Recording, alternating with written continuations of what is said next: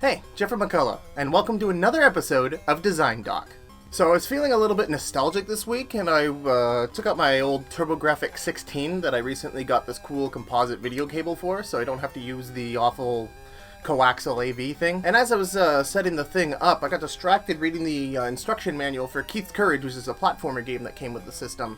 And I realized that you don't really see instruction manuals anymore. Starting around the midway point of the 7th console generation with the PlayStation 3, the Xbox 360, and right as the Wii U was coming out, we saw games transition away from including instruction manuals and replacing them with links to online manuals, or sometimes the full manual would be available electronically in the game. Of course, this was mostly to do with reducing production costs of making the physical games, but video games were transitioning to a point where they really didn't need to include manuals, as they were advanced enough to teach you the game mechanics in the game. In the Atari and 8-bit era, we didn't really have the technological capabilities to cram tutorial levels or how-to-play prompts everywhere, leading to most of the instruction being given in the instruction manual.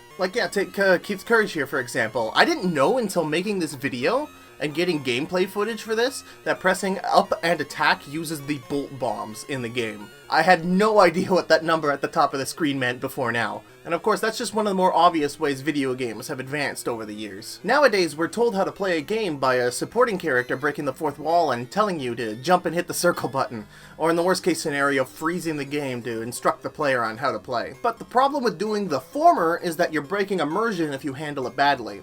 And if you do the latter, you're sucking the player out of the game world to read a prompt that they might as well have read in an instruction manual. So today, I want to show you how one of my favorite games of all time handles teaching the player how to play it without the need for manuals, immersion breaking, or freezing the game to tell you how to jump. This is Design Doc, a show where I analyze seemingly simple game mechanics. Today's episode, Teaching by Playing.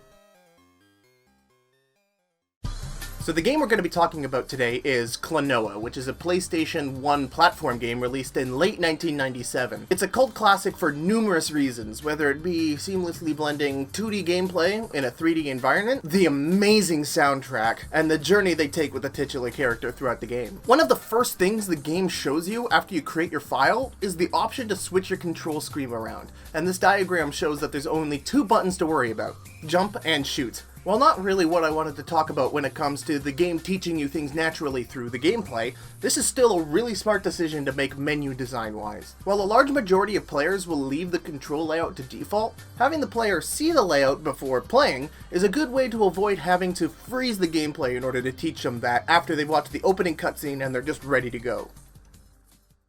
So as we said before, the player has two controls, jump and shoot. What shooting does is allows you to grab an enemy and put it above your head. After that, you can either press the shoot button again to throw it in front of you, or you can press the jump button in order to do a double jump. Now, what I just told you is not told to the player through any text boxes or any secondary character teaching you how to play. The first level is designed in a way that the players figure this out naturally. There are these green gems everywhere, and if you collect 100 of them, you're granted an extra life. And they're shiny.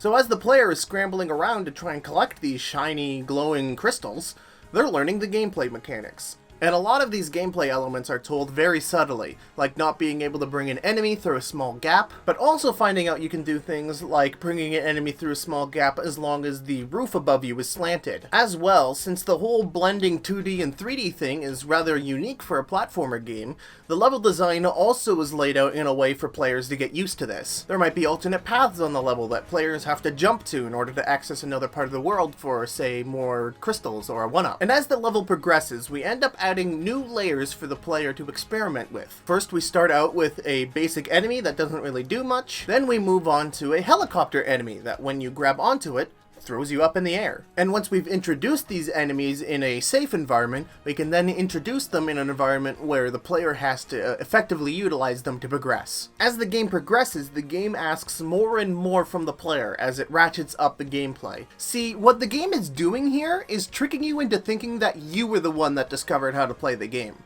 Not some text box, not some manual included with the game. The game guided you itself to do an action and you learned from it. Teaching this way creates far more of an attachment to the game because the player can claim ownership over their discoveries. They weren't told about it directly, They were the one that put the pieces together, and it was the way the game was constructed that allowed the player to naturally figure it out. Now, these lessons can't be applied to every genre of game. It would be very difficult to do this with, say, a real-time strategy game or a 4X strategy game. There's just way too many gameplay elements at play that you can't really seamlessly show the player in the same way that we're discussing here. Apply this concept of having ownership over your discoveries to other video games, like fighting video games. Maybe you opened up training mode and found a really cool combo or a setup that you yourself found labbing, and you feel like you owned it because you're the one who discovered it on your own. That's yours. And that's really the big concept I wanted to explore in this video, is that idea of ownership. If you set your game up in a way that you can guide the player to discover the gameplay mechanics for themselves, they will build that ownership and they will love your game even more than just showing up a text box saying you can press X to jump. Alright, that's gonna do it for this episode of Design Doc. Thank you very much for watching. I've been Geoffrey McCullough, and I'll see you next week.